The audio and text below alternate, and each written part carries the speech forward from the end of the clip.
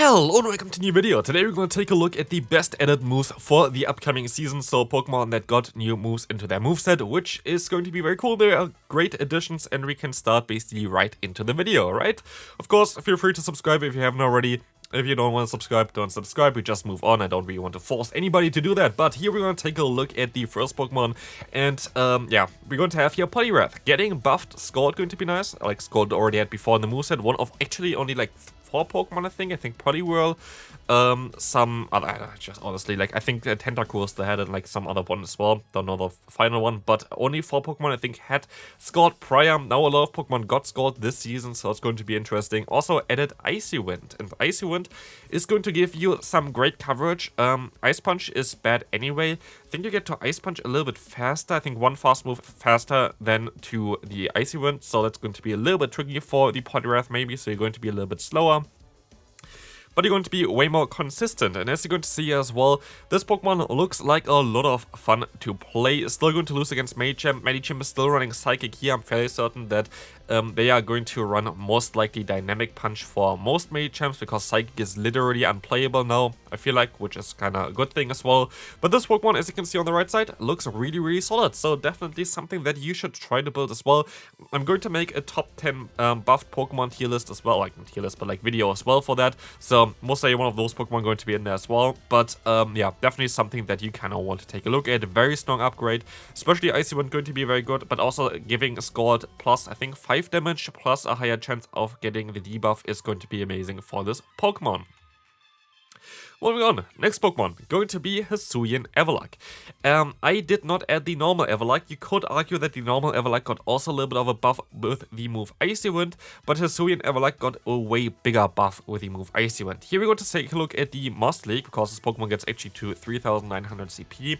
And as you can see, it has a decent moveset with Powder Snow, Rock Slide as well as Blizzard already, but Blizzard takes ages to get to, so you basically only really were using Powder Snow as well as Rock Slide for most of the part. So getting Icy Wind on this Pokemon going to give you a cheap ice move and also a move that can debuff the opponent, allowing you to actually win way more matchups here as well in the Open Master League. Going to be interesting as well for the Ultra League. You cannot play this Pokemon in the Great League yet. It is not available for the Great League because you were only able to get it through raids so far, and raids gave it I think like 1800 CP or whatever at the lowest point, so you're not going to be able to use it in the Great League. But for both the Ultra League as well as the Master League, this Pokemon looks like a lot of fun and looks like a great upgrade here. You're only going to win one extra matchup apparently, but as you can see on the right side, against the Master League meta in the 0/1 shield scenario, it's going to be very strong. So definitely a huge upgrade, going to be top tier meta for the Master League for sure. Of course, still going to be beatable, especially with a double weakness to both fighting as well as the steel typing, which you're going to see for example with Metagross, which most likely going to be very common as well. Still beatable, but definitely a cool upgrade here. Next one, going to be Wigglytuff. Wigglytuff is getting Icy Wind. Icy Wind is looking fairly, yeah, okay-ish here, because you're going to see here it has currently Ice Beam as well as Disarming Voice. Ice Beam does a little bit more damage, of course, than Icy Wind, but Icy Wind going to give you a guaranteed debuff of the opponent's attack. And you see already you're gonna gain around like 30 average rating, which is kind of cool. Getting +1 win there is not as crazy, but if you take a look at the 2-shield scenario, you win like 30 plus matchups and only lose 10 matchups in general, so there might be a strategy that I kind of want to try to use with this Pokemon as well, which I have to take a look at as well later on then when we're actually gonna play it, which might be very overpowered. But yeah, I'm looking forward to Wigglytuff. It's going to be a very strong Pokemon to play for sure, and let's move on to the next one.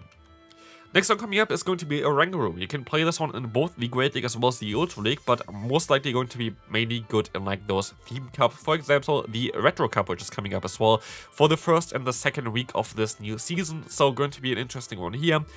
Adding Trailblaze for this Pokemon is actually really cool, because this Pokemon learns Confusion. Confusion is a very hard-hitting move. It does also generate energy fairly okay-ish. I think it's like 3 per turn or something. It's a 4-turn move, so it's a little bit awkward. There's Foul Play, which is a decent coverage move on this Pokemon, but then you had like option, I think, Psychic or Future Sight. Psychic in general, not anymore, because like the debuff there for like Psychic is literally just garbage now. So Future Sight it was, which gave you another like stab move, but you it takes a long time to get there, and also it didn't really help you too much because you already have confusion damage, and it's usually enough already to get people like that are weak to Psychic into foul play range. So here you're going to get a different option, which is going to give you better coverage, as well as an option to buff your attack, and I feel like it's going to be even better than it shows here.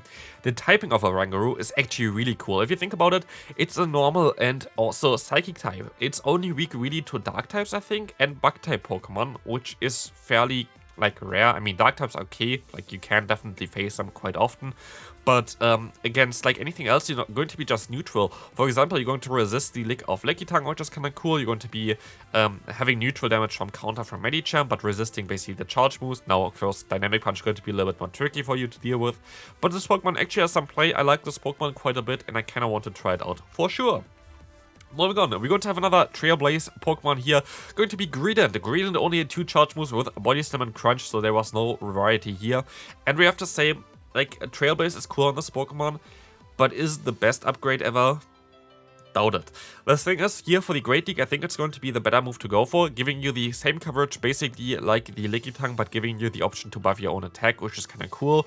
But for the Ultra League, your Monster is still gonna run Crunch just for Cresselia, just for Giratina, just for those Pokemon basically. While Trailblaze is going to give you better coverage against Water-type Pokemon, you're still going to hit them usually with the Body Slam, other than the what's called Jellicent, which you hit with Crunch anyway, so it doesn't really matter too much. So I feel like here for the Great League, it does make some sense because of Pokemon like Lantern and Pokemon like Carabink. But for the Ultra League, Crunch is most likely still a little bit better, but definitely an interesting upgrade here, plus 2 wins. Next Pokemon, honestly, I feel like this is my favorite out of them all. It's not the best out of them all, but it is my favorite out of them all. It's going to be Staraptor. Staraptor is going to be an interesting Pokemon because this one is going to now be able to have a move that is fast to get to with like 45 energy. Does a ton of damage with like, I think it's 80 or is it 85 even damage. As well as just having a non-debuff move, which is really cool, because before you were running Brave Bird as well as the Claws Common, I think you have Heat Wave and some other, I think Hurricane or something otherwise, which is both pretty garbage. So now you're going to have a move that is not going to debuff yourself. It's going to be mainly good for the Ultra League, but also fairly decent for the Great League. I have, I think, like 4 or 5 different Staraptors built, so I can't wait. But yeah, before the only really debuffing move that you could use would be Return if you Purify it, which I actually had one as well, I think. But can't wait for this one. Like, it's going to be such a fun Pokemon to play, going to be such a cool flying type Pokemon in general for the Ultra League, which I kind of like. Like, having a flying type with coverage for steel type Pokemon is just amazing, because like you rarely really have this here, but here with Close Combat, you can actually retaliate against Registeel and win this. I think in the 2-shield scenario, at least like the Shadow variant was able to do this usually for me, so definitely a cool Pokemon. I love this change so much. Next one going to be double buffed again. Talonflame, we already took a look at this earlier on in a video, which I'm also going to link in the end card, where we take a look at all the buffed moves, basically. Here we just take a look at the added moves. Here we're going to see also, of course, it's still buffed Incinerate, as well as added Fly. And as you can see here, with Brave Bird and the normal Incinerate, this is not buffed Incinerate on the left side, we're going to see here the difference with the buffed Incinerate plus Fly, making it basically the best Pokemon in the meta, like by far in my opinion. Like, it's going to be super difficult to deal with. Even Mantine loses against it, even though I think Mantine might gonna run Bubble soon again. Yeah, it's going to be a very strong pick for the Open Great League for sure. So definitely something that I would imagine a lot of people gonna run, but they can still run Brave Bird as well, which makes it a little bit unpredictable. So be aware, like Brave Bird is still an option for this Pokemon. Fly is most likely the better one because you're also going to get there a little bit faster. Moving on, let's take a look at the next one. We're going to encounter here the Suicune. We're going to take a look at the Suicune in the Ultra League. And honestly, I like this upgrade as well. I feel like this Pokemon is not going to have the craziest potential. I'm not going to lie to you and say like, oh, this Pokemon, it's going to be meta everywhere. Everybody is going to use it. But it's a fun one. It's a fun one to use. It's going to have, it's kind of niche here, but going to get Scald, which also got buffed, of course, into the moveset is going to be really good for this Pokemon, because now you finally have a damaging water-type move that is not Hydro Pump, which takes like 10 years to get to. So I feel like this is kind of cool, especially as you still have the option to debuff with Scald now. Ice Beam coverage is also kind of cool for Flying-type Pokemon, and also the Grass-type Pokemon, which as a Water-type don't really want to face. So I feel like this Pokemon is kind of cool, has great stats for the Ultra League. Is it going to be super meta? Most likely not. It would need a better fast move for that, but still, it's a cool upgrade. I like this one quite a bit, and we can move on to the next one. Next one coming up, we're going to have Ludicolo here. Ludicolo getting access to Scald plus Bubble gets buffed.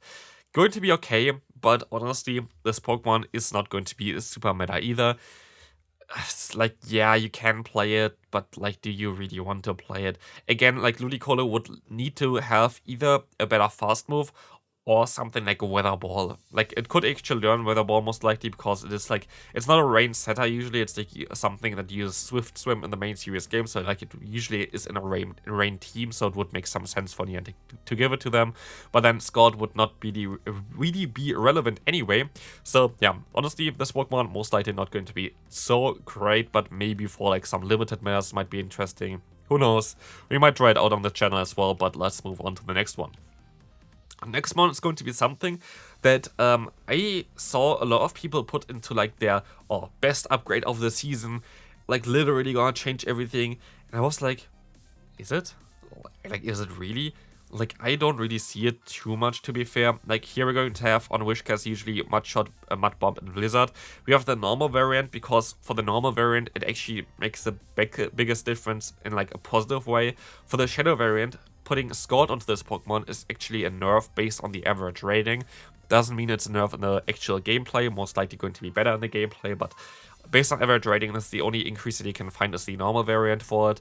Going to be able to beat Gligar now with like 2 Scalds, but again, like you also had Blizzard before for Gligar, so it doesn't really change too much. I feel like, I don't know, like I feel like it's a little bit overhyped. It is an okay one, but like maybe, I don't know, it's not that great, to be fair. Like, it's still fine, like it's a cool buff, don't get me wrong. It's okay, it's totally fine. It gives it a little bit more of an option to have some water type damage onto this moveset, which I feel like is cool, but maybe I'm wrong, maybe I'm wrong, maybe this is actually the best upgrade ever, but I feel like it's kinda, yeah, not really doing too much. Next Pokemon actually surprised me a little bit, going to be Vigoroth. As you can see here, we have an average rating with Bulldoze of 520, but if you take a look at the Rock side, I actually get down by 5 average rating, but I win plus 2 more matchups, which I guess is kind of fine. And I feel like it's going to be better with Rock State nonetheless, even though you lose a little bit of average rating. Because here, I think the average rating you just lose because of the Steel-type Pokemon. You still don't have any Charge Move coverage against Steel-type Pokemon. You still would be fine against a lone Sand-type Pokemon though, because you have double super effective Fast Move, plus Rock Side would be neutral. But against something like a Registeel, you're going to have a worse matchup or stuff like this. Or also against something like Carbink, you might have a little bit of a worse matchup. But still, nonetheless, Rock Side going to give you coverage against especially Talonflame, which is going to be top tier meta. So I feel like it's definitely a cool upgrade there. I don't know if it was needed. I always like thought like there were so many options to buff Vigoroth. Also, like, for example, giving the Brick Break a buff. But I was always saying, like, it's already good enough. Like, it's basically so overpowered in most of the limited metas.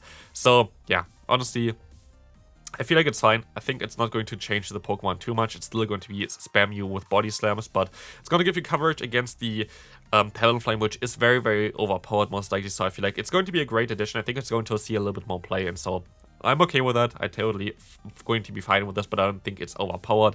But I don't think it was really that needed either. Next one going to be Toxicroak getting Shadow Ball. That's cool. Like, I saw a lot of people actually suggesting this prior. I was not one of them, I had to say that. And I think it's a cool upgrade, but I don't think it's going to change too much. As we can see here, you lose 2 average rating, but you're going to win 2 more matchups. You're most likely going to see it more often. You're going to have now an option to hit Ghost-type Pokemon, which you were not really able to do other than with Mud Bomb before. You're going to be able to do a ton of damage against Medicham, which is kind of cool, which is, I think, the main reason why they did this. But do you really want to give up Sludge Bomb, especially if you saw the video earlier, which you was going to see in the end card as well again? Going to encounter more Zoom Roll. Do you really want to give up the Sludge Bomb? I don't really think so, so I don't really think that this is going to have too much of an impact. I don't think we're going to see, like, everywhere Toxicroaks now, but I might be wrong. Who knows? Next one and final one for today, going to be Froslass with Triple Axle. And honestly, I put it into a side grade category, and for this Pokemon specifically, for the other ones, I feel like it's always kind of side grade, like it's not going to be, for especially like Ice Shard users, it's not going to be so great. But here we have Powder Snow, and Avalanche and Triple Axle have the same amount of energy that you need to get there, as far as I know at least. But Triple Axle does less damage, but gives you an attack buff that's guaranteed. So, Basically, what is going on here right now is that you see on the left side the 2-shield scenario, and on the right side the 2-shield scenario, and you see a definitely decent average rating increase thanks to Triple Axel. And that's the thing as well. If you're in the 0 shield, you want to have definitely Avalanche. If you're in the 1 shield, both are really, really equal. I looked at it, I think they had exactly the same stats. And if you're in the 2-shield scenario, you want to have Triple Axel. So, what do you choose? Basically, it does not really matter too much, I would say. Like, I feel like both are kind of the same. But it's interesting, like if you have like a playstyle where you kind of want to maybe win back switch advantage, then maybe go for Triple Axel, because in the 2-shield scenario you might be able to do that a little bit easier, because your fast move does more damage. And basically after one Triple Axel boost, a normal Triple Axel does around like the same as an Avalanche, so don't know. I feel like this Pokemon is going to have a little bit of a side grade with this. I don't think it does really matter if you go for Avalanche or if you go for Triple Axel. Both of the moves are fine. I still think Avalanche is a little bit of a safer play though, because like for Triple Axel you kind of rely on shields, while for Avalanche you're still going to be fine in any scenario, so don't think it's going to be the most impactful change, but that's going to be it for this video. Gonna see you for another video most likely later on as well. Gonna take a look now at some top 10 lists for the top buffed Pokemon, the top nerfed Pokemon, as well as some hidden buffs, so definitely stay tuned for this, subscribe if you haven't already. If you enjoyed this video, feel free to leave a like and check out the videos on the screen, and I'll see you then. Bye bye.